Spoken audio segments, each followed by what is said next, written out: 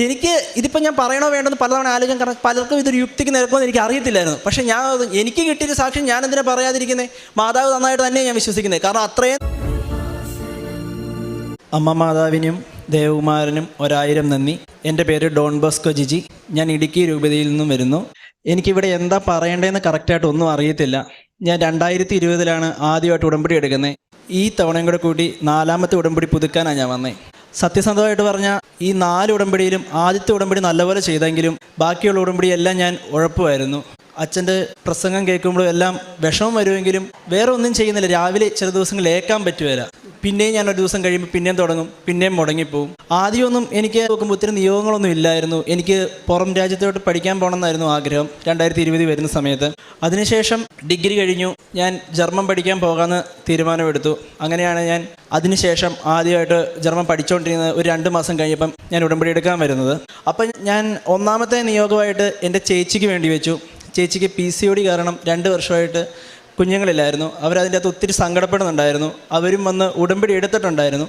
ഞാൻ 1ാമത്തെ നിയോഗമായിട്ട് എൻ്റെ ചേച്ചിക്ക് വേണ്ടി വെച്ചു. ആ ഉടമ്പടി ചെയ്തുകൊണ്ടിരിക്കുന്ന സമയത്ത് തന്നെ 2 മാസം കഴിഞ്ഞപ്പോൾ ചേച്ചി ക്യാരിയിങ് എന്ന് പറഞ്ഞ് എന്നോട് ചേച്ചി വിളിച്ചു പറഞ്ഞു. അപ്പോൾ എനിക്ക് ഒത്തിരി സന്തോഷം വന്നു. കാരണം ഞാൻ അതിൻ്റെ അകത്തും ഉടമ്പടി തെറ്റിക്കുന്നുണ്ട്, ചെയ്യുന്നില്ല. ചില ദിവസം രാവിലെ ഏക്കാൻ പറ്റുന്നില്ല. അത് കഴിഞ്ഞ് ഞാൻ ഒരു 6 മണി കഴിഞ്ഞ് ചെയ്യാമെന്ന് ഓർക്കും, പക്ഷേ ചെയ്യും, പിന്നെ മുടങ്ങിപ്പോവും. അങ്ങനെയായിരുന്നു എൻ്റെ കാര്യങ്ങൾ. അതുപോലെ തന്നെ ഞാൻ ജർമ്മൻ പഠിക്കാൻ പോയി. ഇപ്പം ഞാൻ ജർമ്മൻ പഠിക്കാൻ പോയിട്ട് വെറും 8 മാസം ആകുന്നേ ഉള്ളൂ. ഞാൻ സെപ്റ്റംബറിലാണ് ആദ്യമായിട്ട്, സെപ്റ്റംബർ 4 ഞാൻ ജർമ്മൻ പഠിക്കാൻ പോകുന്നത്. ആ സമയത്ത് പോയി ഇപ്പം കൃത്യം 8 മാസമാകുന്നു. എനിക്കറിയത്തില്ല, ഞാൻ A1 പഠിച്ചു, A2 പഠിച്ചു, B1 പഠിച്ചു. എല്ലാവരും സാക്ഷ്യം കേൾക്കുമ്പോൾ അറിയാമെന്ന് ഞാൻ വിശ്വസിക്കുന്നു. B2 എന്ന് പറയുന്നൊരു സബ്ജക്റ്റ് നമുക്ക് ഒരു ബാലികേറാം മല തന്നെയാണ്. എനിക്കറിയത്തില്ല അതെങ്ങനെ പാസ്സാകുന്ന പോലും അറിയത്തില്ല. ഞാൻ ശരിക്കും സംസാരിക്കുന്ന ഒരാളല്ല. എല്ലാം ചെയ്തു. പക്ഷേ എനിക്ക് എങ്ങനെയോ ഒരു തോന്നൽ തോന്നി, എനിക്കിനി എക്സാം എഴുതിയേക്കാമെന്ന്. ഞാൻ B1 മാത്രമേ പഠിച്ചിട്ടുള്ളൂ. B2 ഒരു ഇൻസ്റ്റിറ്റ്യൂട്ടിലും പോയി ഞാൻ പഠിച്ചിട്ടില്ല. ഞാൻ ഭരണങ്ങാനം അസീസിലാണ് പഠിച്ചത് B1 വരെ. പക്ഷേ ബാക്കി ഞാൻ പഠിച്ചില്ല. അതിൻ്റെ കൂട്ടുകാർ വഴി ജസ്റ്റ് കുറച്ച് ക്ലാസ് കൂടി ഇങ്ങനെയൊക്കെ ആയി. കുറച്ച് ക്ലാസ്സൊക്കെ ആയിട്ട് ഞാൻ B2 ഇങ്ങനെ എഴുതാൻ വേണ്ടി തയ്യാറായിട്ടിരിക്കുകയാണ്. ആ സമയത്താണ് എനിക്ക് ഒരു ഹൈദരാബാദ് എക്സാമിന് ഡേറ്റ് എടുത്തരാമെന്ന് പറഞ്ഞ് ഒരു ചേച്ചി വരുന്നത്. ആ ചേച്ചിയുടെ കയ്യിൽ നിന്ന് ഞാൻ 25,000 രൂപ കൊടുത്ത് ഡേറ്റിന് വേണ്ടി അപ്ലൈ ചെയ്തു. അപ്പം എൻ്റെ ചേച്ചിയും ചേച്ചിയുടെ ഭർത്താവും ഹൈദരാബാദ് തന്നെയാണ് താമസം. അപ്പം ഞാൻ നേരത്തെ അങ്ങോട്ട് പോയി, ക്ലാസ്സൊന്നും കൂടുന്നില്ല, ഞാൻ നേരത്തെ ഹൈദരാബാദിലോട്ട് പോയി. എക്സാം എഴുതുന്ന ഡേറ്റ് ആകുമ്പോഴത്തേക്കും ചെല്ലാലോ എന്ന് ഓർത്ത്. അപ്പോൾ ചേച്ചി പറഞ്ഞു, കൺഫർമേഷനാണ്, നീ പൊക്കോ, ഒരു കുഴപ്പമില്ല. അവിടെ ചെന്ന് ഒരാഴ്ച കഴിഞ്ഞപ്പോഴത്തേക്കും പറഞ്ഞു, എടാ ആ ഡേറ്റ് കിട്ടില്ലെന്ന് പറഞ്ഞു. അപ്പോൾ എനിക്ക് ആകെ വിഷമമായി. കാരണം എക്സാം എഴുതാൻ വേണ്ടി കുത്തിയിരുന്ന് പഠിക്കുന്നു, B2 അറിയത്തില്ല, എന്നാലും ഒരു വിശ്വാസത്തിൻ്റെ പുറത്ത് പോവുക. അവിടെ ചെന്നു എക്സാം എഴുതാൻ ചെല്ലുന്ന സമയമായപ്പോഴത്തേക്കും എക്സാമിന് ഡേറ്റ് ഇല്ലെന്ന് പറയുന്നു. അപ്പോൾ ഞാൻ ചേച്ചിയോട് പറഞ്ഞു, ചേച്ചി എന്നാൽ എനിക്ക് ആ പൈസ റീഫണ്ട് ചെയ്ത് തന്നേരെ, ഞാൻ വേറെ എവിടെയും നോക്കിക്കോളാം. അപ്പോൾ ചേച്ചി പറഞ്ഞു, ഇപ്പം തന്നെ ചെയ്തേക്കാൻ 2 ദിവസം എന്ന് പറഞ്ഞു.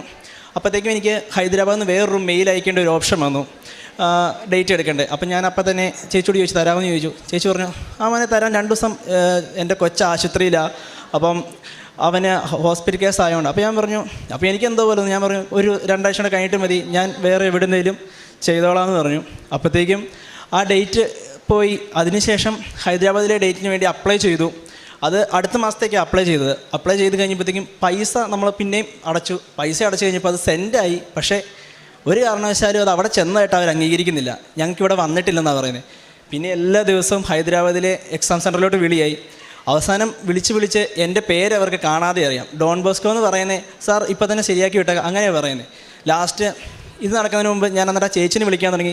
ചേച്ചിയെ പൈസ എന്നതാ, ഞാൻ വീട്ടിൽ പറയാതെയാണ് ഹൈദരാബാദിലെ വേറെ പൈസ കൊടുത്തത്. ചേച്ചിയോട് മാത്രമേ ഞാൻ പറഞ്ഞിട്ടുണ്ടായിരുന്നുള്ളൂ. ആ സമയത്ത് ആ ചേച്ചിനെ വിളിക്കുമ്പോൾ ചേച്ചി ഇപ്പം തരാമെന്ന് പറഞ്ഞു. ലാസ്റ്റ് ആയപ്പോഴത്തേക്കും ചേച്ചി ഫോൺ എടുക്കുന്നില്ല. ഞാനൊരു ദിവസം ഒരു 100 വിളി വിളിക്കും, എടുക്കുകയില്ല, മെസ്സേജ് അയക്കും. ഞാൻ അവസാനം പറഞ്ഞു, ചേച്ചി എൻ്റെ മര്യാദയ്ക്ക് ഞാൻ ചേച്ചിയോട് പറഞ്ഞു ഒന്ന് താ. അവസാനം ഞാൻ കെഞ്ചി പോലെ പറഞ്ഞു, എന്നിട്ട് നടക്കുന്നില്ല. അപ്പം ഒരു കാര്യവും നടക്കുന്നില്ല. ഹൈദരാബാദിൽ കൊടുത്തതും നടക്കുന്നില്ല, ഈ ചേച്ചിയുടെ കൊടുത്ത പൈസയും തിരിച്ച് കിട്ടുന്നില്ല. എനിക്കൊന്നും അറിയത്തില്ല എന്ന് ചെയ്യണം. ഞാൻ ഉടമ്പടി തെറ്റിക്കുന്നു ഇടയ്ക്കുണ്ട്. അപ്പം എനിക്ക് തോന്നി ഞാനിതെല്ലാം ചെയ്യുന്നതുകൊണ്ട് എനിക്കുള്ള ഒരു ശിക്ഷയായിട്ടായിരിക്കും എന്ന് പറഞ്ഞു. എനിക്ക് പിന്നെ ഒരു ഓപ്ഷനും ഇല്ല. ഞാൻ ചേച്ചിയുടെ അടുത്ത് പോയപ്പോഴും ഉടമ്പടി പത്രമുണ്ട്, ഞാൻ ട്രെയിനിൽ വെച്ചൊക്കെ ചെല്ലുന്നുണ്ട്, പക്ഷേ വേറൊന്നും ചെയ്യുന്നില്ല, ഇടയ്ക്ക് മുടങ്ങി പോകുന്നുണ്ട്. ഞാനവിടെ ചെന്നു. ഞാൻ വൈകുന്നേരമായിരുന്നു, ചേച്ചിയൊക്കെ പുറത്ത് പോയിക്കോ. ഞാൻ പെട്ടെന്ന് വാതിലടച്ചു. ഞാൻ അതുപോലെ കരഞ്ഞൊരു ദിവസം എൻ്റെ മുമ്പിൽ ഇല്ല. എനിക്ക് അത്ര ഞാൻ ഒരിക്കലും കരഞ്ഞിട്ടില്ല. ഞാൻ മാതാവിന് മുമ്പിൽ മുട്ടുകുത്തിയെന്ന് അലറി കരഞ്ഞെന്ന് പറയാം, ആരും കേൾക്കാതെ. വായി പൊത്തിയാണ് ഞാൻ കരഞ്ഞത്. ഞാൻ പറഞ്ഞു, മാതാവി എനിക്കത് വേണം, ഒത്തിരി പൈസയൊന്നും എൻ്റെ കയ്യിൽ ഇല്ല, ഞാനിത് എവിടുന്ന് ഇനി വീട്ടുകാരോട് പറയുമെന്ന് അറിയത്തില്ലാതെ ഞാൻ നിൽക്കുക. ആ സമയത്ത് എനിക്ക് മാതാവ് തരുമെന്ന് എനിക്ക് അറിയാമെന്ന് ഉറപ്പ് ഞാൻ എണ്ണയും കാശ് രൂപം കയ്യിലുണ്ട്. 4 വർഷമായിട്ട് എൻ്റെ കഴുത്തിലൊരു കൊന്തയുണ്ട്, അതേ അമ്മ മാതാവിൻ്റെ ആ കാശ് രൂപം ഞാൻ ഇട്ടിട്ടുണ്ട്. ഇതുവരെ അത് ദൂരാനൊരു ഇടം എനിക്ക് ഉണ്ടായിട്ടില്ല. ഞാൻ എന്നിട്ട് പ്രാർത്ഥിച്ച് കരഞ്ഞ് അളിയൻ്റെ ബൈക്കും എടുത്ത് ഞാൻ പുറത്തോട്ട് പോയി. ജസ്റ്റ് ഒരു കടയിൽ ചെന്ന് സാധനം മേടിക്കുമ്പോൾ എൻ്റെ കണ്ണ് നിറയുക. അപ്പോൾ അവർ ചോദിച്ചു, എന്നാ മലയാളികൾ അവിടെയുള്ള റെസ്റ്റോറൻറ്റുകാർ എന്നാ പറഞ്ഞു. ഞാൻ പറഞ്ഞു, പൊടി പോയതാണെന്ന് പറഞ്ഞിട്ട് ഞാനാണെങ്കിൽ പേയ്മെൻറ്റ് ചെയ്യാൻ വേണ്ടി എൻ്റെ ഫോൺ എടുക്കുമോ, അത്രയും ദിവസം എന്നെ ബ്ലോക്ക് ചെയ്തിട്ട് ചേച്ചി, ഫോൺ എടുക്കാത്ത ചേച്ചി, മെസ്സേജ് അയച്ചിട്ട് എടുക്കാത്ത ചേച്ചി, വേറൊരു അക്കൗണ്ടിൽ നിന്ന് എനിക്ക് ആ പൈസ മൊത്തം ഫണ്ട് ചെയ്തേക്കുക. അത് കണ്ടപ്പോഴത്തേക്കും എനിക്ക് കരച്ചിൽ. ഞാൻ അപ്പം തന്നെ എൻ്റെ അമ്മേനെ വിളിച്ച് പറഞ്ഞു, കിട്ടി, ഇനിയിപ്പോൾ എന്നാ ചെയ്യേണ്ടതെന്ന് എനിക്ക് അറിയത്തില്ല, ഇതൊന്നും എൻ്റെ കഴിവല്ല, ഉടമ്പടി തെറ്റിക്കുന്നുണ്ട്. അങ്ങനെ എന്തെങ്കിലും ഒരു അനുഭവം കിട്ടുമ്പോഴത്തേക്കും ഞാൻ കരഞ്ഞു പോകും. മാതാവിനോട് ഒത്തിരി ഇഷ്ടമുണ്ട്, പ്രാർത്ഥനയുണ്ട്, പക്ഷേ ഉടമ്പടി തെറ്റുന്നത് മാത്രം എൻ്റെ ഞാനത് തെറ്റായിട്ട് കാണുന്നുള്ളൂ. അങ്ങനെ ഇരിക്കുക. അപ്പോൾ എനിക്ക് ഒത്തിരി ഹാപ്പിയായി, ദൈവമേ കിട്ടുക. അപ്പോഴത്തേക്കും ഹൈദരാബാദിൻ്റെ ഡേറ്റിൻ്റെ കേസായി. അവിടെ അവർ കിട്ടുവല്ലെന്ന് പറയുന്ന രീതിയിലായി ലാസ്റ്റ്. അപ്പോഴത്തേക്കും ഞാൻ കൊച്ചി ട്രിവാൻഡ്രം ഗൊയ്ത്തയിൽ മെയിൽ അയച്ചു, ഒരു എക്സാം ഡേറ്റ് കിട്ടണേ, എനിക്ക് എങ്ങനെയും ഒന്ന് എക്സാം എഴുതണം. അപ്പം കൊച്ചി ട്രിവാൻഡ്രം മെയിൽ അയച്ച് എക്സാമിൻ്റെ ഡേറ്റ് വരുമ്പോൾ ഞാൻ ആദ്യം മാതാവിനോട് പ്രാർത്ഥിച്ചു. ഇവർ പറഞ്ഞിരുന്നത്, ഹൈദരാബാദ് പറഞ്ഞിരുന്നത് മെയ് ലാസ്റ്റാണ് എക്സാം എന്നാണ്. അപ്പം കൊച്ചി ട്രിവാൻഡ്രത്തിൻ്റെ വരുന്നത് മെയ് 1. അപ്പം ഞാനാണെങ്കിൽ പ്രാർത്ഥിച്ചു, മാതാവ് എനിക്കൊരു ഡേറ്റ് തരുവാണെങ്കിൽ മെയ് 1 തരണം, മെയിൽ അയച്ച് കിട്ടുന്നത്. ഹൈദരാബാദ് കിട്ടുന്നത് ലാസ്റ്റാണെന്ന് എനിക്ക് അറിയുകയും ചെയ്യാം. കുറേ ദിവസമായിട്ട് മെയിൽ അയച്ചു, ഒന്നും വരുന്നില്ല, ഇവരുടെ കൺഫർമേഷൻ വരുന്നില്ല. ഞാനൊരു ദിവസം രാവിലെ 5:30 പ്രത്യക്ഷീകരണ പ്രാർത്ഥന എല്ലാം വേണ്ടി ആ സമയത്ത് ഞാൻ കറക്റ്റായിട്ട് ചെയ്യാൻ തുടങ്ങി. പിന്നെ 5:30 ഏറ്റു പ്രത്യക്ഷീകരണ പ്രാർത്ഥന ചെല്ലിക്കൊണ്ടിരുന്നു. അപ്പോൾ ഞാൻ ആരുമില്ല, ചേച്ചിയെല്ലാം അവരെല്ലാം ഉറക്കമാണ്. ഞാനാണെങ്കിൽ കരഞ്ഞ് പ്രാർത്ഥിച്ചു, മാതാവേ എനിക്കിന്ന് കൺഫർമേഷൻ മെയിൽ വരണം, അല്ലാതെ എന്നെക്കൊണ്ട് പറ്റുകയില്ല, ഇത് ഞാൻ എന്തോരം നാളായിട്ട് നോക്കിയിരിക്കുന്നതെന്ന് പറഞ്ഞു. എന്നിട്ട് പഠിക്കാനുണ്ടായിരുന്നു ഒത്തിരി സങ്കടവും കരച്ചിലും, കാരണം ഞാൻ കയറി പിന്നെയും കിടന്നൊന്നും ഉറങ്ങി. രാവിലെ ഒരു 11 മണിയായപ്പോൾ ചുമ്മാ ഫോൺ എടുത്ത് നോക്കിയപ്പോൾ ഹൈദരാബാദിൽ നിന്ന് മെയിൽ വന്നേക്കുക, നിങ്ങൾക്ക് കൺഫർമേഷൻ ആയിട്ടുണ്ടെന്ന് പറഞ്ഞ്. അപ്പോഴത്തേക്കും എനിക്ക് പിന്നെയും കരച്ചിൽ വരാൻ തുടങ്ങി. പിറ്റേ ദിവസം രാവിലെ ഇനിയും ഞാൻ ഡേറ്റ് ഇട്ട് പ്രാർത്ഥിക്കാൻ പോവാം. നമ്മൾ സാക്ഷ്യം കേൾക്കുമ്പോൾ ഡേറ്റ് ഇട്ട് പ്രാർത്ഥിക്കണം. അപ്പോൾ എനിക്ക് മാത്രം തന്നെ ഇങ്ങനെയൊന്നും വരാത്ത ഞാൻ ഒത്തിരി ആലോചിക്കും. അപ്പോൾ ഞാനത് കഴിഞ്ഞ് പിറ്റേ ദിവസം ഏറ്റു. അപ്പോൾ എനിക്കൊരു കോൺഫിഡൻസാണ്, മാതാവ് എനിക്ക് തരാൻ തുടങ്ങി, ഇനി എൻ്റെ കയ്യിലെല്ലാം എന്ന് പറഞ്ഞ് ഞാൻ പിറ്റേ ദിവസം ഏറ്റു. മാതാവ് തരുന്നുള്ള രീതിയിൽ ഞാൻ പ്രാർത്ഥിക്കാൻ തുടങ്ങി. മാതാവേ, എനിക്ക് കൊച്ചിയിലും ഡേറ്റ് വേണം, ആ ഡേറ്റ് നാളെ തന്നെ വരുകയും വേണം, വരുന്നത് ആദ്യത്തെ ആഴ്ച തന്നെ കിട്ടണം എന്ന് പറഞ്ഞു. അത് കൊച്ചിയിൽ തന്നെ കിട്ടണം എന്ന് പറഞ്ഞു. ഇത് ഡേറ്റ് വരുന്നത് ഒന്നെങ്കിൽ കൊച്ചിയിലായിരിക്കും, അല്ലെങ്കിൽ ട്രിവാൻഡ്രത്തായിരിക്കും. ഒന്നെങ്കിൽ ആദ്യത്തെ ഒരാഴ്ച, അല്ലെങ്കിൽ ലാസ്റ്റത്തെ ഒരാഴ്ച വന്നു കഴിഞ്ഞാൽ ഞാൻ ഈ അടച്ച പൈസ എല്ലാം പോവുകയും ചെയ്യും. ഹൈദരാബാദിലെ എക്സാം മാത്രം എഴുതാനും പറ്റുള്ളൂ. അത്ര നേരം ഹൈദരാബാദ് ഉണ്ടെന്ന് ഓർത്ത് തന്നെ നമ്മൾ ഇരിക്കുക, കൺഫർമേഷൻ വന്നിരിക്കുക. അപ്പം രാവിലെ പ്രാർത്ഥന കഴിഞ്ഞ് അന്ന് പഠിച്ച് ഒരു 9 മണിയായപ്പോൾ എൻ്റെ കൂട്ടുകാരനെ വിളിച്ചു. ഞാനിങ്ങനെ സംസാരിച്ചുകൊണ്ടിരിക്കുമ്പോൾ ഒരു മെയിൽ വന്നു. നോക്കിക്കഴിഞ്ഞപ്പോൾ കൊച്ചിയിലെ മെയിൽ എനിക്ക് വന്നു, കൺഫർമേഷൻ ആയിട്ടുണ്ടെന്ന് പറഞ്ഞ്. അതും 3, 4 എന്ന ദിവസങ്ങളിൽ ആദ്യത്തെ ആഴ്ച തന്നെ എനിക്ക് കൺഫർമേഷൻ മെയിൽ വന്നു. അങ്ങനെ അതെല്ലാം ഓക്കെ ആയി ഒരു രീതി ഇങ്ങനെ പോവുകയായിരുന്നു. അപ്പോഴാണ് ഇതുവരെ എൻ്റെ വീട്ടുകാർക്ക് മാത്രം അറിയുന്ന ഒരു കാര്യം, ഞാൻ കൂട്ടുകാരോട് പോലും പറഞ്ഞിട്ടില്ല. എനിക്ക് എൻ്റെ ഒരു ഫ്രണ്ട് വഴി ജർമ്മനിയിൽ ഒരു സ്കൂളിൽ അഡ്മിഷൻ എടുത്തു തരാൻ അവൻ നോക്കിയായിരുന്നു. അപ്പം ആദ്യം ഞങ്ങൾ മെയിലൊക്കെ അയച്ചു. പുള്ളി പറഞ്ഞു, ഒന്നും പറഞ്ഞില്ല. കുറേ ദിവസമായിട്ട് ഞാൻ അവനോട് ഇടയ്ക്കൊക്കെടാ എന്നടാ പുള്ളി ഒന്നും റിപ്ലൈ തരാത്തേ. അപ്പോൾ ഞാൻ പ്രാർത്ഥിക്കാൻ തുടങ്ങി, എനിക്കൊരു റിപ്ലൈ തരണമെന്ന്. അങ്ങനെ ഒരു ദിവസം രാവിലെ 5:30 ഞാൻ പ്രാർത്ഥിച്ചപ്പം ഒരു 1.5 മാസം മുമ്പ് അയച്ച മെയിലാണ്. കൃത്യം പിറ്റേ ദിവസം പ്രാർത്ഥിച്ചതിൻ്റെ അന്ന് ഒരു 9:30, 10 മണിയായപ്പോൾ എനിക്ക് മെയിൽ വന്നേക്കുക, ഇന്നാണ് നിങ്ങളുടെ സൂം മീറ്റിംഗ്, ഈ സൂം മീറ്റിംഗ് നിങ്ങൾ പങ്കെടുക്കണം, വൈകുന്നേരം 7 മണിക്കാണ് സൂം മീറ്റിംഗ് എന്ന് പറഞ്ഞു. എനിക്കറിയത്തില്ല എന്ത് ചെയ്യണം, പ്രാർത്ഥിക്കുന്നതെല്ലാം പിറ്റേ ദിവസം നടക്കുന്നു. അപ്പോൾ എനിക്ക് ഏറ്റവും വിഷമം വരുന്ന കാര്യം എന്ന് വെച്ചാൽ, ഞാൻ ഈ ഉടമ്പടി ഉഴപ്പുന്നുണ്ടല്ലോ, അതാണ് എൻ്റെ ഏറ്റവും സങ്കടം. ഇത്രയും ചെയ്തിട്ടും എന്നെ കൈവിടാതെ എൻ്റെ കൂടെ ഉണ്ടല്ലോ എന്ന് ഓർക്കുമ്പോൾ എനിക്ക് ഒത്തിരി സങ്കടം വരും. പിന്നെ ഞാൻ പ്രാർത്ഥിക്കും. എന്നിട്ട് ഞാൻ ജർമ്മനിയിലുള്ള ഇൻ്റർവ്യൂവിന് വേണ്ടി ഇരിക്കുക. അതപ്പോൾ ഒരു ജർമ്മൻകാരനാണ് ഇൻ്റർവ്യൂ നടത്തുന്നത്. അപ്പം എനിക്ക് ഒരു പരിജ്ഞാനവും ഇല്ല, കാരണം B1 പാസ്സായിട്ട് പോലും ഇല്ല. B1 ഇൻസ്റ്റിറ്റ്യൂട്ട് വഴി പാസ്സായതാണ്. B1 മാത്രമേ ഉള്ളൂ. B2 എന്നൊരു സംഭവം ഞാൻ പഠിച്ചിട്ടില്ല, ഇതുവരെ പഠിച്ചിട്ടില്ല. ഒരക്ഷരം പോലും B2 പഠിച്ചിട്ടില്ല. ആകപ്പാടെ കൂട്ടുകാരെന്തെങ്കിലും പറയും, അത് ജസ്റ്റ് ഒന്ന് കേൾക്കും, ഇങ്ങ് പോരും. എന്നിട്ട് ഞാൻ ജർമ്മൻ്റെ ഇൻ്റർവ്യൂവിന് വേണ്ടി വൈകുന്നേരം ഒരുങ്ങിയിരിക്കുക, അവരുടെ സൂം മീറ്റിങ്ങിന് വേണ്ടി. AC ഫുള്ളായിട്ടിട്ട് ഞാൻ വേർത്തൊഴുകും. എനിക്ക് പേടിയാണ്, കാരണം ഒന്നും പറയാൻ അറിയത്തില്ല ജർമ്മൻ. അപ്പം ഞാൻ മാതാവിനോട് പ്രത്യക്ഷീകരണ പ്രാർത്ഥന എടുത്ത് എൻ്റെ അടുത്ത് വെച്ചു, ബൈബിൾ എടുത്ത് എൻ്റെ അടുത്ത് വെച്ചു, അതുപോലെ തന്നെ ഉപ്പെടുത്ത് വെച്ചു, കാശ് രൂപ എല്ലാം ഞാൻ കൈ പിടിച്ച് എൻ്റെ കയ്യിൽ എൻ്റെ പൊന്ത ഞാൻ കയ്യെ കെട്ടിയിട്ടേക്കുക. എന്നിട്ട് ജർമ്മൻ്റെ ഇൻ്റർവ്യൂ വന്നു. ഭയങ്കര ടെൻഷനായിരുന്നു. ടെൻഷനൊക്കെ ആയിട്ടും പുള്ളി എല്ലാം ചിരിച്ചുകൊണ്ട് ചോദിച്ചു. എന്നോട് ജസ്റ്റ് കുറച്ച് കാര്യങ്ങൾ ചോദിച്ചുള്ളൂ. ഞാൻ എങ്ങനെയാണ് പറഞ്ഞതെന്ന് എനിക്ക് പോലും അറിയത്തില്ല. ഞാൻ ജസ്റ്റ് 1-2 വാക്യത്തിൽ മാത്രം ജസ്റ്റ് ഗ്രാമാറ്റിക് പോലും ശരിയല്ലാതെ വർത്തമാനം പറഞ്ഞു. എന്നിട്ട് ഞാൻ മാതാവിനോട് അന്നേരം കരഞ്ഞ് പ്രാർത്ഥിക്കുന്നുണ്ട്, മാതാവേ എനിക്കിത് കഴിയുമ്പോഴേ തന്നെ ഇത് പാസ്സായെന്നൊന്ന് പറയണേ, ഇതിനു വേണ്ടി വെയിറ്റ് ചെയ്തിരിക്കാനുള്ളൊരു അവസരം ഉണ്ടാകല്ലേന്ന് ഞാൻ പ്രാർത്ഥിച്ചു. അന്ന് തന്നെ ആ സൂം മീറ്റിംഗ് കഴിയുമ്പോൾ തന്നെ പുള്ളി പറഞ്ഞു നിങ്ങൾ സെലക്ട് ആയിട്ടുണ്ടെന്ന്. അത് കേട്ടപ്പോഴത്തേക്ക് എനിക്ക് അറിയത്തില്ല. ഞാനിതെല്ലാം അപ്പം അമ്മേനെ വിളിച്ച് അല്ലെങ്കിൽ അച്ചാച്ചനെ വിളിച്ച് പറയും. അപ്പം അച്ചാച്ചനാണെങ്കിലും പണ്ട് തൊട്ട് എന്നെ ചെറുപ്പത്തിൽ തൊട്ട് ഒരു മാതാവിൻ്റെ ഫോട്ടോ കണ്ടാലും ഒന്ന് കുമ്പിടാതെയോ എവിടെ പോയാലും ഒരു മാതാവിനെ കാണുമ്പോൾ ഒരു എത്രയും തളമാതെ ചെല്ലിക്കാതെ സമ്മതിക്കാതായിരുന്നു. അതുകൊണ്ട് തന്നെയായിരിക്കും എനിക്ക് മാതാവിനോട് ഒത്തിരി ഇഷ്ടമുണ്ട്. അങ്ങനെ അതെല്ലാം ഓക്കെ ആയി എല്ലാ സമാധാനത്തിലിരിക്കുമ്പോഴാണ് ലാസ്റ്റ് സമയത്ത് പ്രതിസന്ധികളും വരുമെന്ന് പറയുന്നത് ശരിയാണ്. ഹൈദരാബാദിൻ്റെ മെയിൽ വന്നു, നിങ്ങൾക്ക് കൺഫർമേഷനാണ്, എല്ലാം വന്നു. ഒരു ദിവസം ഉച്ചയ്ക്ക് നോക്കിയപ്പോൾ എനിക്ക് മെയിൽ വന്നേക്കുക, ഹൈദരാബാദിൽ നിന്നുള്ളത് നിങ്ങൾക്ക് ക്യാൻസലായിപ്പോയി. അപ്പം ഞാൻ അവരെ വിളിച്ചു, എന്തുകൊണ്ടാണ് ക്യാൻസലായി? അപ്പോൾ അവർ പറഞ്ഞു നമ്മൾ ബാങ്ക് ട്രാൻസ്ഫർ ചെയ്തപ്പോൾ ഒന്ന് ചെക്ക് ചെയ്തായിരുന്നു ഞങ്ങൾ, അത് അവിടെ പൈസ ചെന്നോ എന്നുള്ള രീതിയിൽ. അപ്പോൾ അവിടെ അവർക്ക് ചെല്ലുന്നത് ഒന്നെങ്കിൽ റീഫണ്ട് ആക്കണം അല്ലെങ്കിൽ പൈസ അവിടെ ചെക്ക് ചെയ്യണം. അപ്പോൾ അവർക്കത് കിട്ടിയത് റീഫണ്ട് എന്നുള്ളൊരു ഓപ്ഷനായിട്ടാണ്. അപ്പോൾ അവർ റീഫണ്ട് ചെയ്യാൻ റെഡിയായി, അതുകൊണ്ട് നിങ്ങൾക്ക് ഇനി കിട്ടുമെന്ന് പറഞ്ഞു. എനിക്ക് ആകെ വിഷമമായി. ഞാൻ എൻ്റെ ഏജൻറ്റുമായിട്ട് ചേട്ടനോട് സംസാരിച്ചു. ചേട്ടൻ വിളിക്കുന്നു, ഞാനും വിളിക്കുന്നു, അവർ സമ്മതിക്കുന്നില്ല. അപ്പോൾ ഒരു സമയം ഒരു 2:45 കഴിഞ്ഞായിരുന്നു.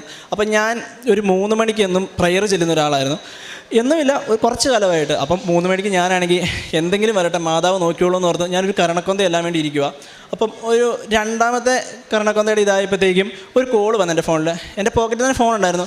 അപ്പോൾ ഞാൻ ഓർത്ത് എടുക്കണോ? ഞാൻ ഓർത്തു ഇനി കിട്ടിയാലും കുഴപ്പമില്ല കിട്ടിയാലും കുഴപ്പമില്ല, പ്രാർത്ഥന കഴിഞ്ഞിട്ട് എടുത്താൽ മതി എന്നുള്ളൊരു ഉറച്ച് തീരുമാനത്തിൽ ഞാൻ ഫോൺ എടുത്തേയില്ല. അവസാനം ഞാനാണെങ്കിൽ പ്രാർത്ഥന എല്ലാം കഴിഞ്ഞ് കരഞ്ഞ് പ്രാർത്ഥിച്ച് ഫോൺ എടുത്തപ്പോൾ ചേട്ടായി വിളിച്ചു, എടാ ഇന്ന് തന്നെ ഒരു 21,200 രൂപ അടയ്ക്കുവാണെങ്കിൽ നമുക്ക് ആ ഡേറ്റ് തന്നെ കിട്ടും, മറ്റേ പൈസ റീഫണ്ട് ആകുമെന്ന് പറഞ്ഞു. ഈ പൈസ മൊത്തം ഞാൻ മറിച്ചേക്കുന്ന വീട്ടിലെല്ലാം പറയാനൊരു പേടി. കാരണം നമുക്ക് ഗോയിത്തയുടെയും ജർമ്മൻ്റെയും എക്സാമിൻ്റെ കാര്യം വീട്ടിൽ പറഞ്ഞാൽ അത്ര മനസ്സിലാവുമല്ലോ, ഇങ്ങനെയായി കാര്യങ്ങൾ എങ്ങനെയായി കാര്യങ്ങൾ. ഞാൻ എന്നിട്ട് അത് പിന്നെ ചേച്ചിയോട് പറഞ്ഞ് ചേച്ചി വേറെ എവിടുന്നോ എനിക്ക് എടുത്തു തന്ന് ആ പൈസ അടച്ചു.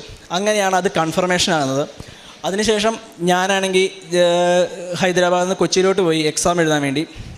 അപ്പം എക്സാം എഴുതാൻ പോകുമ്പോൾ എല്ലാവരും പറയുന്നുണ്ട്, എടാ നീ വല്ലതും പഠിച്ചിട്ടുണ്ടോ? ഞാൻ പറഞ്ഞു ഞാൻ പഠിച്ചിട്ടൊന്നുമില്ല, ഞാൻ കൃപാസനത്തിന് ഉടമ്പടി എടുത്തിട്ടുണ്ടല്ലോ, അതാ എനിക്ക് ആകെ ഇതുള്ളൂ. അപ്പം ഞാൻ ഹോസ്റ്റലായിരുന്നപ്പോഴും പലരും പ്രാർത്ഥിക്കുക, അങ്ങനെയല്ല പ്രാർത്ഥന ഇല്ലാത്തവരായിരുന്ന സമയത്തും ഞാൻ രാവിലെ കേൾക്കും പ്രാർത്ഥിക്കും, അങ്ങനെയായിരുന്നു. അപ്പം അതിൻ്റെ ഒപ്പം തന്നെ എൻ്റെ ഒരു കൂടെയുള്ള ഒരു അക്രമസ്ഥനായ ഒരാളെ ഞാനിവിടെ കൊണ്ടുവന്ന് ഉടമ്പടി എടുപ്പിച്ചു. ഇന്നും എൻ്റെ കൂടെ ഒരാൾ വന്നിട്ടുണ്ട്.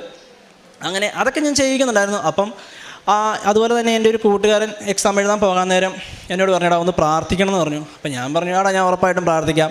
ഞാൻ എല്ലാ ദിവസമൊന്നും പള്ളിയിൽ പോയിട്ടില്ലായിരുന്നു. പക്ഷേ അവൻ്റെ എക്സാം വന്ന ദിവസം രാവിലെ ഞാൻ പള്ളിയിൽ പോയപ്പം എൻ്റെ ഒരു 2ാമത്തെ ഉടമ്പടിയുടെ മെഴുകുതിരി അവിടെ തീരാതിരിപ്പുണ്ടായിരുന്നു. പുതിയതായിട്ട് ഒരു പച്ചത്തിരി ഒരു നീലതിരി. ഞാനത് അൽഫോൻസാമയുടെ പള്ളിയിൽ കൊണ്ടുപോയി കത്തിച്ച് അവന് വേണ്ടി പ്രാർത്ഥിച്ചു. അവൻ എക്സാം എഴുതി. അപ്പം അവൻ എക്സാം എഴുതിയപ്പോൾ അവൻ ആ ഒറ്റ എഴുത്തിന് തന്നെ 3 മൊഡ്യൂൾ പാസ്സായി, കഴിഞ്ഞ എഴുത്തിനും എല്ലാ മൊഡ്യൂളും പാസ്സായി. അതുപോലെ തന്നെ എന്നിട്ട് ലാസ്റ്റ് കൊച്ചിയിൽ എക്സാം ആകാറായി. കൊച്ചിയിൽ എക്സാം ആയപ്പം ഞാൻ അന്നത്തെ ദിവസം ഉറങ്ങാതിരുന്ന് പഠിക്കുക. എനിക്ക് കരച്ചിൽ വരുന്നുണ്ട്, കാരണം ഒന്നും തീരുന്നില്ല, പഠിച്ചതെല്ലാം മറന്നു പോവുക. എന്തോരം പഠിച്ചിട്ട് മറന്നു പോയിക്കൊണ്ടിരിക്കുക. 1 മിനിറ്റ് പുസ്തകം വായിച്ചിട്ട് അപ്പുറത്തോട്ട് ചെല്ലുമ്പോൾ അപ്പുറത്ത് മറന്നു പോവുക. അവസാനം ഞാനാണെങ്കിൽ രാത്രി 2 മണി സമയത്ത് ഞാൻ കയറി കിടന്നു. 3 മണിയായപ്പോൾ ഏറ്റു. 3 മണിക്ക് ഞാൻ കാരണം ഉച്ച കഴിഞ്ഞാൽ എക്സാം ഗൊയ്ത്തയുടെ വരുന്നത് എനിക്കുണ്ടായിരുന്നു. അപ്പോൾ 3 മണിക്ക് ആ പ്രയർ ചെല്ലാൻ പറ്റില്ലാത്തതുകൊണ്ട് തന്നെ ഞാൻ രാവിലെ 3 മണിക്ക് ഏറ്റ് പ്രയർ ചെല്ലിയതിന് ശേഷം പിന്നെയും പഠിക്കാൻ തുടങ്ങി, പള്ളിയിൽ പോയി. അപ്പോൾ ഞാൻ വചനം എടുത്തപ്പം എനിക്ക് ഒത്തിരി ഞാൻ കരഞ്ഞ് ഒരു വചനം എടുത്തു. അപ്പോൾ എനിക്ക് കിട്ടിയ വചനം എന്ന് പറഞ്ഞത് മനുഷ്യർക്ക് അസാധ്യമായത് ദൈവത്തിന് സാധ്യമാണെന്നുള്ളൊരു വചനമായിരുന്നു. അപ്പോഴത്തേക്കും എനിക്ക് ഭയങ്കര സന്തോഷം. കാരണം ജയിച്ചില്ലെങ്കിലും കുഴപ്പമില്ല, ഒരു വചനം നമുക്കിങ്ങനെ നമ്മോട് സംസാരിക്കുന്നുണ്ടല്ലോ. അപ്പം അതിന് മുമ്പ് തൊട്ട് തന്നെ ഞാനും എൻ്റെ അമ്മയും വീട്ടിൽ വചനം എഴുതുന്നുണ്ടായിരുന്നു. അങ്ങനെ വചനം എഴുതിയാണ് ഈ 2 ബുക്ക്. ഞാൻ എക്സാമിന് പോകുന്നതിന് തൊട്ട് മുമ്പ് എൻ്റെ വചന ബുക്കിൽ 900 വചനമായിരുന്നുള്ളൂ. 100 വചനം കൂടെ എഴുതാൻ സമയം ഉണ്ടായിരുന്നു, പക്ഷേ എഴുതാനുണ്ടായിരുന്നു. ഞാൻ പറഞ്ഞു പരീക്ഷയ്ക്ക് തോറ്റാലും കുഴപ്പമില്ല, എനിക്ക് വചനം തീർത്തിട്ട് പോയാൽ മതി എന്ന് പറഞ്ഞ് ഞാൻ ആ 1000 വചനം എഴുതി. അത് കഴിഞ്ഞ് എന്നോട് ഇവിടുത്തെ ബ്രദർ പറഞ്ഞായിരുന്നു ജർമ്മൻ പഠിക്കണമെന്ന് പറഞ്ഞപ്പം ജർമ്മനിയിലുള്ള ബൈബിൾ വായിക്കണം എന്ന് പറഞ്ഞു. പക്ഷേ എനിക്ക് ജർമ്മനിയിലുള്ള ബൈബിൾ അങ്ങനെ വായിക്കാനുള്ള സമയം കിട്ടുന്നില്ലായിരുന്നു. വേണേ സമയമുണ്ട്, ഞാൻ സമയം എടുക്കുന്നില്ലായിരുന്നു. ലാസ്റ്റ് എനിക്കിങ്ങനെ കാണിച്ചെന്നല്ല എനിക്കൊരു തോന്നി, എന്നാൽ ജർമ്മനിലുള്ള വചനം എഴുതിയേക്കാമെന്ന് പറഞ്ഞു. അപ്പം ഞാനാണെങ്കിൽ ജർമ്മനിലുള്ള വചനം എഴുതാൻ തുടങ്ങി. അങ്ങനെ ഒരു ദിവസം ഒരു 1/2 മണിക്കൂർ ജർമ്മനിലുള്ള വചനം എഴുതും. അപ്പോൾ എൻ്റെ വചനത്തിൻ്റെ ഇതും അങ്ങ് മാറാൻ തുടങ്ങി. ലാസ്റ്റ് ഞാൻ കൊച്ചിയിലുള്ള എക്സാമിന് പോകുന്നതിന് തൊട്ട് മുമ്പ് എനിക്ക് വീട്ടിൽ നിന്ന് പോയപ്പോൾ ഞാനാണെങ്കിൽ ഇവിടുത്തെ സാക്ഷ്യങ്ങളും അച്ഛൻ്റെ വചനങ്ങളും എല്ലാം കേൾക്കുന്ന സമയത്ത് നമ്മൾ ഞാൻ കേട്ടിട്ടുണ്ട് ഉപ്പ്, എണ്ണ, നമ്മുടെ കാശ് രൂപ, ഇതെല്ലാം ഭയങ്കര അനുഗ്രഹമുള്ളതാണ്. അതെനിക്ക് അറിയുകയും ചെയ്യാം. അപ്പം ഞാൻ എന്നാ ചെയ്യുന്നത് വെച്ച് കഴിഞ്ഞാൽ ആരും കാണാതെ ഒരു ചെറിയൊരു തുണിക്കകത്ത് കുറച്ച് ഉപ്പെടുത്ത് ഒരു കിഴി കെട്ടിക്കൊണ്ട് എൻ്റെ പോക്കറ്റിലിട്ടു. അതുപോലെ തന്നെ കുറച്ച് ഉപ്പെടുത്ത് എൻ്റെ പോക്കറ്റിൽ ചുമ്മാ വെതറിയിട്ടു. എന്നിട്ട് എണ്ണ എടുത്ത് ഞാൻ എൻ്റെ നെറ്റിയെ കുരിശ് വരച്ചിട്ടാണ് എക്സാം ഹാളിലോട്ട് പോകുന്നത്. എക്സാം ഹാളിൽ പോയപ്പം രാവിലത്തെ എക്സാം എഴുതിയവരെല്ലാം പാടാന്ന് പറഞ്ഞു. അപ്പോൾ എനിക്ക് പേടിയാകാൻ തുടങ്ങി. ഉച്ച കഴിഞ്ഞാണ് എൻ്റെ എക്സാം. ഞാൻ എക്സാം ഹാളിൽ കയറിയപ്പം എനിക്കറിയാവുന്ന ക്വസ്റ്റ്യൻസാണ്, പക്ഷേ അറിയത്തുമില്ല. എനിക്ക് മൊത്തം മറന്നു പോകുന്നൊരു ഇതുപോലെയായി. ഞാൻ അപ്പം തന്നെ കൃപാസന മാതാവിനെ ഓർത്തിട്ട് ആരും കണ്ടില്ല എൻ്റെ പോക്കറ്റിൽ കിടന്ന ഉപ്പെടുത്ത് കുറച്ച് ഞാൻ ആ 2 ക്വസ്റ്റ്യൻ പേപ്പറിലും പയ്യെ തൂളി. എന്നിട്ട് ഞാൻ ഒന്ന് കരഞ്ഞ് പ്രാർത്ഥിച്ചിട്ട് എക്സാം എഴുതി. എന്നിട്ട് എക്സാം എല്ലാം എഴുതി പുറത്തിറങ്ങിയപ്പോൾ നമുക്ക് ഒന്നും അറിയത്തില്ല. ഒരു കോൺഫിഡൻസ് ഉണ്ട് എന്നാൽ ഒരു പേടി. അത് കഴിഞ്ഞ് കുറച്ച് ദിവസം മുമ്പ് ഒരു മാസം മുമ്പ് ചേട്ടായി വിളിച്ച് പറഞ്ഞു, ഇപ്പം പരീക്ഷ എഴുതുന്നവരെല്ലാം തോക്കുക, കൊച്ചി ഭയങ്കര വിജയശതമാനം കുറവാന്നൊക്കെ പറഞ്ഞപ്പോൾ എനിക്ക് ഭയങ്കരമായിട്ട് സങ്കടമായി. ഞാൻ എൻ്റെ കൂട്ടുകാരന്മാരെല്ലാം വിളിച്ച് പറയുമ്പോൾ അവർ പറഞ്ഞു, എടാ പ്രാർത്ഥിച്ചിട്ടുണ്ടല്ലോ ജയിക്കുമെന്ന് പറഞ്ഞു. അപ്പോൾ എനിക്ക് അതേ ഒരു വിശ്വാസമുള്ളൂ. അപ്പം ഞാൻ എൻ്റെ മാതാവിനോട് ഇവിടെ കൃപാസനത്തിൽ വന്ന് ലാസ്റ്റ് ഉടമ്പടി എടുത്തപ്പോൾ നേർന്നായിരുന്നു, ഇനി ഇവിടെ ഒരു സാക്ഷ്യം പറയാതെ ഞാനൊരു ഉടമ്പടി എടുക്കുകയില്ല. എനിക്കൊരു സാക്ഷ്യം പറയണം, എന്തെങ്കിലും ആയിക്കോട്ടെ, ജർമ്മൻ കിട്ടുന്നതല്ല, ഞാൻ പ്രാർത്ഥിക്കുന്ന ഏതെങ്കിലും ഒരു നിയോഗം എനിക്ക് സാധിച്ചു തന്നെ എനിക്കൊരു സാക്ഷ്യം പറയാനുള്ള അനുഗ്രഹം ഇവിടെ കിട്ടണമെന്ന് ഞാൻ പ്രാർത്ഥിച്ചായിരുന്നു. അങ്ങനെ ആ ഒരു നിയോഗം പറയാൻ വേണ്ടി ഞാനിങ്ങനെ അപ്പോൾ എപ്പോഴും മാതാവിനോട് ഞാൻ പ്രാർത്ഥിക്കും, മാതാവേ എന്നെ ജർമ്മൻ പരീക്ഷ മാതാവ് തോൽപ്പിച്ചോ, കുഴപ്പമില്ല, എന്നാലും വേറെ എന്തെങ്കിലും എനിക്ക് ഒരെണ്ണം പറയാൻ, എനിക്ക് ഈ ആൾക്കാരെ കയറി നിൽക്കാനൊരു അവസരം ഉണ്ടാകണമെന്ന് ഞാൻ ഒത്തിരി ആഗ്രഹിച്ചായിരുന്നു. കാരണം എന്നെപ്പോലെ ഒരാൾ വന്ന് പറയുമ്പോൾ കുറച്ചെങ്കിലും ഒരാൾക്കൊരു ഇൻസ്പിറേഷൻ ആകുമല്ലോ എന്ന് പറഞ്ഞാൽ. കാരണം നമ്മളൊരു ഇത്രയും ഈ കാലത്ത് എല്ലാവരും, എനിക്കറിയാം എൻ്റെ കുറേ കൂട്ടുകാരെ ഒരു വിശ്വാസമില്ലാതെ എല്ലാം നുണയാ, ഈ കൃപാസനത്തിൽ വരുന്നവരെ നുണയാന്ന് പറഞ്ഞ കൂട്ടുകാരെ എനിക്കറിയാം. അപ്പം ഞാൻ പറയുന്ന വഴി ഒരാളെങ്കിലും ഇതിലേക്ക് വരുമെന്ന ഒരു ആഗ്രഹമുള്ളതുകൊണ്ട് ഞാൻ പറയുന്നത്, മാതാവ് എനിക്കൊരു സാക്ഷ്യം പറയാനുള്ള അവകാശം തരണേന്ന്. അപ്പം ഞാൻ ആദ്യം തന്നെ പറഞ്ഞു, ഞാൻ B1 മാത്രം പഠിച്ച ഒരാളാണ്. B2 എന്നൊരു ഇത് പഠിച്ചിട്ടേ ഇല്ല, B2ൻ്റെ ക്ലാസ് കയറിയിട്ടില്ല. പക്ഷേ കഴിഞ്ഞ ദിവസം വരെ റിസൾട്ട് ഇങ്ങനെ വരാൻ വേണ്ടി ഞാൻ വെയിറ്റ് ചെയ്യുമായിരുന്നു.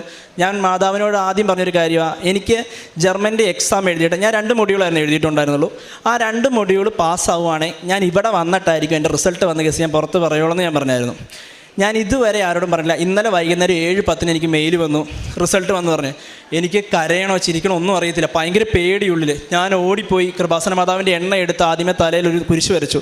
എന്നിട്ട് ഞാൻ പ്രാർത്ഥിച്ചു, മാതാവേ ഞാൻ തുറക്കാൻ പോവുക, നീ എൻ്റെ കൂടെ ഇല്ലെങ്കിൽ എനിക്കറിയത്തില്ല, തോറ്റുപോയാലും പിന്നെ എഴുതാമെന്നറിയാം, പക്ഷേ എനിക്ക് ആ സാക്ഷ്യം പറയാതിരിക്കാൻ പറ്റില്ല. അന്ന് ഞാൻ പറഞ്ഞു, റിസൾട്ട് വരുന്ന എന്നാണോ അതിൻ്റെ പിറ്റേ ദിവസം ഞാൻ ഇവിടെ വന്നിരിക്കുമെന്ന് ഞാൻ അതുപോലെ ഉറപ്പ് പറഞ്ഞിട്ടിരിക്കുക. ഞാനാണെങ്കിൽ എൻ്റെ കാശുരൂപം തൊട്ട് പ്രാർത്ഥിക്കുന്നു, എണ്ണ തൊട്ട് പറയുന്നു, ബൈബിൾ എടുത്ത് വായിക്കുന്നു. ലാസ്റ്റ് ഞാൻ എൻ്റെ ഫോണിലാണെങ്കിൽ എൻ്റെ നമ്പർ അടിച്ച് തുറന്ന് നോക്കി കഴിഞ്ഞപ്പം എങ്ങനെയാണ് പറയേണ്ടതെന്ന് എനിക്കറിയത്തില്ല. B2 പഠിക്കാത്ത ഒരാളാണ് ഞാൻ.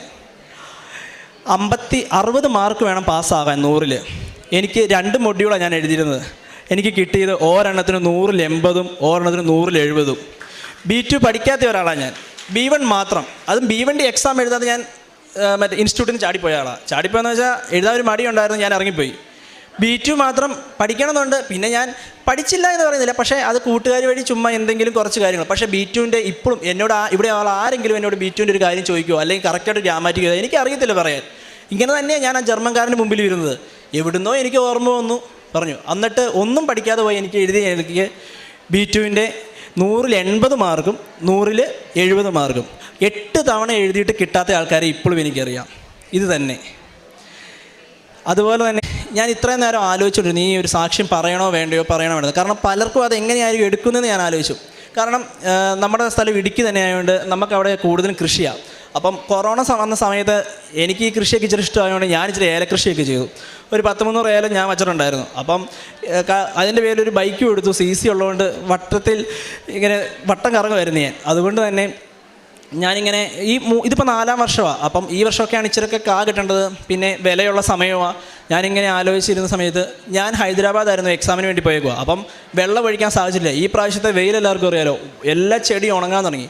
അപ്പോൾ ഞാൻ ഹൈദരാബാദിൽ നിന്ന് വന്നപ്പോൾ അച്ചാച്ച പറഞ്ഞു, ഇനിയിപ്പോൾ ആ ഏലം വെട്ടിക്കളയാനേ ഒരു വഴിയുള്ളൂ, അല്ലാതെ നിനക്കിനി കിട്ടുമെന്ന് എനിക്ക് തോന്നില്ലെന്ന് പറഞ്ഞു. അപ്പോൾ അച്ഛൻ പറഞ്ഞു, എന്നാലും പറഞ്ഞു പഴയ ചിമ്പൊക്കെ പോയിട്ടുള്ളൂ, പുതിയതൊക്കെ നിപ്പുണ്ടെന്നൊക്കെ പറയുമ്പോൾ എനിക്കൊരു വിശ്വാസമുണ്ട്. അപ്പം ഞാനന്ന് അച്ചാച്ചോട് ഉച്ചയ്ക്ക് പറഞ്ഞു, ഏതോ ഒരു ധ്യാനത്തിൽ ഞാൻ കേട്ടൊരു വചനം ഞാൻ പറഞ്ഞു, ഞാൻ പറഞ്ഞല്ലാതെ മഴ പെയ്യില്ല, മഞ്ഞ് വീടില്ല എന്നൊക്കെ ഞാൻ ചുമ്മാ പറഞ്ഞിട്ട് ചിരിച്ച് കളിച്ചാൽ നടന്നു. എന്നിട്ട് രാത്രി പ്രത്യക്ഷീകരണ പ്രാർത്ഥന ചെല്ലാൻ സമയമായപ്പം ഞാനാണെങ്കിൽ പ്രത്യക്ഷീകരണ പ്രാർത്ഥന ചൊല്ലി. അന്ന് ഒരു നിയോഗം വച്ചില്ല. കാരണം എല്ലാ ദിവസവും ഞാൻ നിയോഗം വെക്കുവാണെങ്കിൽ ഞാൻ ഇവിടെ നമ്മൾ എഴുതിയിട്ട് 5 നിയോഗം പ്രാർത്ഥിക്കുന്ന ആളാണ്. അന്ന് ഞാൻ ഒരു നിയോഗം വെച്ചില്ല. ഞാൻ ആകെപ്പാടെ വെച്ച നിയോഗം, കർത്താവേ ഒരു മഴ പെയ്യണേ, മാതാവേ എനിക്ക് വേണ്ടി മഴ പെയ്യണേ. കാരണം 3-4 വർഷം കഷ്ടപ്പെട്ടുണ്ടാക്കിയതാണ്, പോയി കഴിഞ്ഞാൽ വണ്ടി എടുത്ത് വിൽക്കാനേ പറ്റുള്ളൂ, എല്ലാവർക്കും വേണ്ടിയല്ലേ, ഒരു മഴ പെയ്യണേ എന്ന് പറഞ്ഞ് ഞാൻ ചുമ്മാ അമ്മയുടെ അടുത്തൊക്കെ ഒന്ന് പോയി പുറത്ത്. അത്രയും നേരം അന്ന് ഭയങ്കര വെയിലുള്ളൊരു ദിവസമാണ്. എന്ന് വെച്ച് കഴിഞ്ഞാൽ ആകാശം ഒട്ടും ഇരുണ്ടിട്ടില്ല, ഫുൾ തെളിഞ്ഞ് കിടക്കുന്നത്. ഞാനത് പറഞ്ഞ് എൻ്റെ വാതിൽ തുറന്ന് അമ്മയോട് ഒരു 5 മിനിറ്റ് വർത്താനം പറഞ്ഞ് പുറത്തോട്ട് ഇറങ്ങി നോക്കിയപ്പോൾ ദേ ഇടി വെട്ടാൻ തുടങ്ങി. അപ്പോഴത്തേക്ക് ഞാൻ അച്ഛനോട് പറഞ്ഞു, അച്ഛൻ ഞാൻ പ്രാർത്ഥിച്ചുള്ളൂ, ദേ മഴ പെയ്യാൻ തുടങ്ങിയെന്ന് പറഞ്ഞു. അപ്പോൾ ഞാൻ നിൽക്ക് മഴ പെയ്യട്ടെ എന്ന് പറഞ്ഞു. ഒരു 5 മിനിറ്റ് കഴിഞ്ഞപ്പോഴത്തേക്കും അന്ന് നല്ലൊരു മഴ അങ്ങ് പെയ്തു. എനിക്ക് ഇതിപ്പോൾ ഞാൻ പറയണോ വേണ്ടെന്ന് പലതവണ ആലോചിക്കാൻ, കാരണം പലർക്കും ഇതൊരു യുക്തിക്ക് നിരക്കുമെന്ന് എനിക്ക് അറിയത്തില്ലായിരുന്നു. പക്ഷേ എനിക്ക് കിട്ടിയൊരു സാക്ഷ്യം ഞാൻ എന്തിനാ പറയാതിരിക്കുന്നത്? മാതാവ് നന്നായിട്ട് തന്നെ ഞാൻ വിശ്വസിക്കുന്നത്. കാരണം അത്രയും ദിവസം മഴ പെയ്യാതെ ഉണങ്ങി നിന്ന ദിവസം ഞാൻ വന്ന് പ്രാർത്ഥിച്ചു. എന്നിട്ട് മാതാവിനോട് മഴ തരണമെന്ന് പ്രാർത്ഥിച്ച അന്ന് തന്നെ ഞാൻ പ്രാർത്ഥന കഴിഞ്ഞ് റൂമിൻ്റെ പുറത്തിറങ്ങിയപ്പോൾ ഇടി വെട്ടാൻ തുടങ്ങി. 2 മിനിറ്റ് കഴിഞ്ഞപ്പോൾ എൻ്റെ ഏലം മൊത്തം, അവിടുത്തെ ഉള്ള പ്രദേശത്തുള്ള ഏലം മൊത്തം നനയുന്ന രീതിയിൽ, പിന്നെ വെള്ളം ഒഴിക്കേണ്ടാത്ത രീതിയിൽ മഴ പെയ്തു. പിന്നെയും വെയിൽ വന്നു. പക്ഷേ ഞാൻ പ്രാർത്ഥിച്ചത് എനിക്ക് ഉത്തരം തല്ലി. ഉടമ്പടി എൻ്റെ ജീവിതത്തിൽ തന്നെ പിന്നെ എനിക്ക് പ്രാർത്ഥനാ ജീവിതത്തിൽ വന്ന മാറ്റം എന്ന് വെച്ചാൽ, ഞാൻ പണ്ടൊക്കെ ഞാൻ ഒരു 1.5 മാസം 2 മാസം കൂടെ കുമ്പസാരിക്കുന്ന ഒരാളായിരുന്നു. ഞാൻ കൃത്യമായിട്ട് ഇപ്പോൾ ചെയ്യുന്ന ഒരു കാര്യം എന്ന് പറഞ്ഞാൽ 2 ആഴ്ച കൂടുമ്പോൾ ഞാൻ കുമ്പസാരിക്കും. അത് എവിടെയാണെങ്കിലും ശരി. ഞാൻ ഹൈദരാബാദ് ആയിരുന്നപ്പോഴും ശരി, എനിക്ക് അറിയത്തില്ലാത്തൊരച്ഛനാണ്. ഞാൻ അച്ഛനെ വിളിച്ച് ചോദിച്ചു, അച്ഛാ എനിക്കൊന്ന് കുമ്പസാരിക്കണം. അച്ഛൻ പറഞ്ഞു രാവിലെ വന്നേക്കാൻ പറഞ്ഞു. ഞാൻ പോയി കുമ്പസാരിച്ചു. എവിടെയാണേലും 2 ആഴ്ച കൂടുമ്പോൾ ഞാൻ കുമ്പസാരിക്കുന്നുണ്ട്. അതുപോലെ തന്നെ പറ്റുന്ന പോലെ എന്നെക്കൊണ്ട് പാവങ്ങളെ ഞാൻ സഹായിക്കുന്നുണ്ട്. അത് വേറെ ആരും കാണിക്കാൻ വേണ്ടില്ല, നമുക്ക് പറ്റുന്ന പോലെ ചെറുതായിട്ട് ചെയ്യുന്നുണ്ട്. പിന്നെ അതുപോലെ തന്നെ ക്രൈസ്തവരായിട്ടുള്ളവരെ ഞാൻ 2-3 പേരെ കൊണ്ടുവന്നിട്ടുണ്ട്. ഇന്ന് തന്നെ എൻ്റെ കൂടെ ഒരു കൊച്ചു വന്നിട്ടുണ്ട്, ഞാൻ കൃപാസനത്തെക്കുറിച്ച് പറഞ്ഞിട്ട്. അങ്ങനെയൊക്കെയാണ് എനിക്ക് ഉടമ്പടി വഴി കുറച്ചും കൂടെ ജീവിതത്തിൽ വളർച്ച നേടാനും മറ്റുള്ളവരിലേക്ക് ഇത് എത്തിക്കാനും പറ്റിയത്. വളരെ വ്യക്തമായിട്ട് സാക്ഷ്യം പറയാനായിട്ട് ഈ മകനെ ദൈവം അനുവദിച്ചു എന്നുള്ളതാണ്. ഒന്നാമത്തെ ഉടമ്പടിയിലേക്ക് കടന്നു വരുവാനായിട്ടൊരു വ്യക്തമായിട്ടൊരു ശീലം ഒരു പക്ഷേ ഈ സാക്ഷ്യത്തിൽ മനസ്സിലാക്കുന്ന അപ്പച്ചനിൽ നിന്നാണ്. അപ്പം ഇപ്പോൾ ഒരു മാതാവിൻ്റെ രൂപം കണ്ടാലും ഒരു എത്രയെന്തേയുള്ള മാതാവെങ്കിലും ചൊല്ലണം, അല്ലെങ്കിൽ ചൊല്ലി പഠിപ്പിച്ചിട്ടുള്ളൊരു ശീലം എന്തുകൊണ്ടെന്ന് പറഞ്ഞാൽ അച്ഛൻ ഒരു ആരാധനയിൽ ഒരിക്കൽ പറയുന്നുണ്ട്. അതായത് മാതാവുമായിട്ട് നമ്മുടെ ചെറുപ്പ കാലഘട്ടത്തിലോ അല്ലെങ്കിൽ നമ്മുടെ വളർന്ന കാലഘട്ടത്തിലോ ആരെങ്കിലും പറഞ്ഞു തന്നതിന് ശേഷമോ മാതാവുമായിട്ടൊരു അടുപ്പമുള്ളവരെയൊക്കെയും മാതാവ് ഉടമ്പടിയിലേക്ക് ക്ഷണിക്കുന്നതും ആ ക്ഷണനത്തിന് ശേഷം വലിയ സാക്ഷ്യങ്ങൾ പറയാൻ ദൈവപിതാവ് ഇടവരുത്തുന്നതും ഒരുപാട് പേര് ഇവിടെ സാക്ഷ്യത്തിൽ പറയുന്നത്. അപ്പം അങ്ങനെ ഒരു ശീലം ഈ ഒരു വ്യക്തിക്ക് ഉണ്ടായിരുന്നു എന്നുള്ളത് ആ മകൻ തന്നെ സാക്ഷ്യത്തിൽ പറയുന്നുണ്ട്. രണ്ടാമത്തത്, ഉടമ്പടി ജീവിതത്തിൽ പലപ്പോഴായിട്ടും വീഴ്ചകൾ വരുമ്പോഴും ഒരുപാട് വിഷമത്തോടു കൂടിയാണ് അതിനെ കാണുന്നത്. കാരണം ഒരു ചെറുപ്പ കാലഘട്ടത്തിലുണ്ടാകുന്ന കുറേയേറെ സാഹചര്യങ്ങളും മടിയും അലസ്യത എല്ലാം ഇതിൻ്റെ ഭാഗമായിട്ടിരിക്കുമ്പോഴും മാതാവുമായിട്ടുള്ളൊരു ബന്ധം, അതിലൊരു വിഷമവും ബുദ്ധിമുട്ടും ഒക്കെ തോന്നി വീണ്ടും പ്രാർത്ഥിച്ച് ഇപ്രാവശ്യം ഉടമ്പടി പുതുക്കുന്ന, ഇപ്പോൾ ഈ ഒരു ലാസ്റ്റ് പുതുക്കിലും ഉടമ്പടി കൃപയോടെ ജീവിക്കണം എന്നുള്ളൊരു വലിയൊരു സാക്ഷ്യം അല്ലെങ്കിൽ വലിയൊരു നിയോഗം വെച്ചിട്ടാണ് ഇവിടെ നിന്ന് പോകുന്നത്. അപ്പം ഏറെ പ്രത്യേകിച്ച് പരീക്ഷ ജയിച്ചതായിട്ട് ബന്ധപ്പെട്ടതാണ് സാക്ഷ്യം. ഇപ്പോൾ ഇവിടെ ഒരുപാട് വിദ്യാർത്ഥിനികൾ സാക്ഷ്യം പറയുന്നൊരു മേഖലയാണ്. B2 എക്സാമിനെക്കുറിച്ചും ജർമ്മൻ ലാംഗ്വേജിനെ കുറിച്ചും ഏകദേശം എല്ലാ ദിവസവും ആരെങ്കിലും 1-2 പേരായിട്ട് ഇവിടെ പറഞ്ഞു. അപ്പോൾ അത്രത്തോളം സാക്ഷ്യത്തിൽ ഈ ഒരു കാര്യങ്ങൾ അഡ്രസ്സ് ചെയ്യപ്പെടുന്നുണ്ട്. മാതാവ് വിഷയത്തിൽ ശക്തമായി ഈ ഒരു മേഖലയിൽ ഇടപെടുന്നുണ്ടെന്നുള്ളതിന് ഓരോ ദിവസവും വരുന്നത്. അപ്പോൾ ഈ ഒരു സാക്ഷ്യത്തിൽ B1 വരെ പഠിച്ചതിന് ശേഷം പൂർണ്ണമായിട്ടും ദൈവത്തിൽ ആശ്രയിച്ച് ഞാൻ മുന്നോട്ട് പോയി എന്നുള്ളതും ഉടമ്പടിയിലെ സാക്ഷ്യങ്ങളൊക്കെ അനുദിനം കേൾക്കുന്നതിൻ്റെയും അപ്പോൾ അതിനൊക്കെ ഒരു റെഫറൻസ് ഉണ്ടല്ലോ. കാരണം ഇത് കേട്ട് ഇവരുടെയൊക്കെ തന്നെ പ്രായമുള്ള കുട്ടികൾ ഇവിടെ വന്ന് പറയുമ്പം വിശ്വസിക്കാതിരിക്കാനായിട്ട് അല്ലെങ്കിൽ അത്രത്തോളം തുറവില്ലാത്തൊരു ഹൃദയമായിരിക്കണം. അപ്പോൾ അതെല്ലാം കേട്ട് മനസ്സിലാക്കി ഉടമ്പടിയുടെ കാര്യങ്ങളൊക്കെ തൻ്റെ സാഹചര്യം അനുസരിച്ച് ക്രമപ്പെടുത്തി. എങ്കിലും ഈ മകൻ്റെ സാക്ഷ്യം പറയുമ്പം മാതാവിൻ്റെ ഒരു മധ്യസ്ഥതയിലെടുക്കുന്ന ഈ ഉടമ്പടിയിൽ ഒരു പക്ഷേ ഒരുപാട് സാക്ഷ്യങ്ങൾ വായിക്കുമ്പോൾ നമുക്ക് മനസ്സിലാകുന്നത് ഒരു പക്ഷേ ഉടമ്പടി എടുത്ത ആൾ അത്രയും ഗൗരവമായിട്ട് ഇത് എടുക്കാത്തപ്പോഴും മാതാവ് ഇങ്ങനെ ഒന്ന് പുറകെ നടന്ന ആ വ്യക്തിയെ, പ്രത്യേകിച്ച് ചെറുപ്പക്കാരായിട്ടുള്ള ഒരു സാക്ഷ്യം പറയുമ്പം ഇതുപോലെ ഇതേ രീതിയിൽ ഈ ടൈപ്പിൽ തന്നെ ഒരുപാട് പേരോട് സാക്ഷ്യം പറയാൻ ഇപ്പോൾ ഓർക്കണുണ്ട്. കാരണം ഒരു പക്ഷേ ഇവരിലൂടെ എന്തോ ഒരു ദൈവിക പദ്ധതി അമ്മ ലക്ഷ്യം വെച്ചിട്ടുണ്ടാവാം.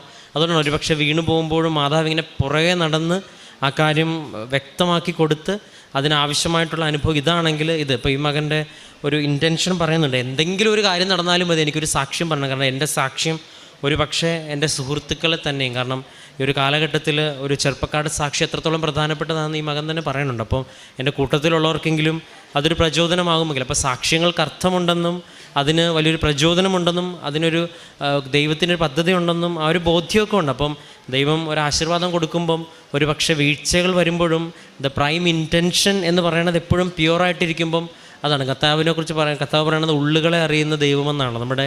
അപ്പം അതിനെക്കുറിച്ചൊരു ബോധ്യമുണ്ട്. ഏറ്റവും അവസാനം ഉടമ്പടിയിലെ നിബന്ധനകൾ, അതിൽ ഇദ്ദേഹം കൂടുതൽ സ്പെസിഫൈ ചെയ്ത് പറഞ്ഞത് കുമ്പസാരത്തിനെ കുറിച്ചാണ്. കാരണം ഒരുപക്ഷെ വിശുദ്ധ കുമ്പസാരത്തിൻ്റെ ഒരു ശക്തി, അത് എവിടെ ഏത് സാഹചര്യത്തിലായിരുന്നാലും ഒരാളെ കണ്ടെത്തി എന്ന് പറഞ്ഞാൽ അത്രയും സമയം ഒരുപക്ഷെ കണ്ടുപിടിച്ച്, ഒരുപക്ഷെ അവിടെ നിന്ന് മാറി സമയം കണ്ടെത്തി വിളിച്ച് ചോദിച്ച്, അപ്പോൾ അത്രയും ബുദ്ധിമുട്ട്. അപ്പോൾ ഇങ്ങനെ നടത്തുന്ന ആത്മാർത്ഥമായ ദൈവത്തിന് മുൻപിലെ യാത്രകൾ ദൈവം എങ്ങനെയാണ് കണ്ടില്ലെന്ന് വെക്കുന്നത്.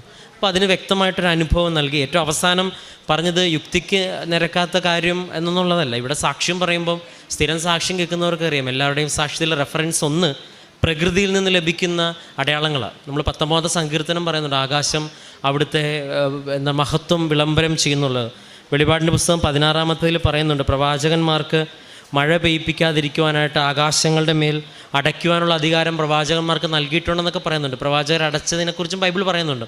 അപ്പോൾ നമ്മൾ സൃഷ്ടപ്രകൃതിയുടെ മാതാവിനെയാണ് വിളിച്ചപേക്ഷിക്കുന്നത്. ഇപ്പോൾ ഈ സാക്ഷ്യത്തിനോട് ചേർത്ത് വെക്കാവുന്ന ഒരുപാട് സാക്ഷ്യങ്ങളുണ്ട്. പ്രകൃതി ദൈവം സൃഷ്ടിച്ചതാണെങ്കിൽ മേഘസ്തംഭവും അഗ്നിസ്തംഭവും പ്രകൃതിയിലൂടെ ദൈവം കാണിച്ചു കൊടുത്താണ് ഇസ്രായേൽ ജനത്തെ നയിക്കുന്നത്. അപ്പം ഈ പ്രകൃതിയിലൂടെ തന്നെ ദൈവം കൂടെയുണ്ടെന്ന് അടയാളം തരാനായിട്ട് എത്ര നിസ്സാരമായിട്ടുള്ളൊരു കാര്യമാണ്. അപ്പം ആ ഒരു സാക്ഷ്യവും ഇനിയിപ്പോൾ നമ്മൾ വിശ്വസിച്ചാലും ഇല്ലെങ്കിലും എന്താണെന്ന് പറഞ്ഞാലും മകൻ പറഞ്ഞ പോലെ അവൻ്റെ ജീവിതത്തിൽ വ്യക്തമായിട്ട് ദൈവം കൂടെ ഉണ്ടെന്നുള്ള അനുഭവം ലഭിച്ചു. ഉടമ്പടി ജീവിതത്തിൽ കൃത്യമായിട്ടൊരു ശ്രമത്തോട് മുന്നോട്ട് പോകാനുള്ള ശ്രമമുണ്ട്.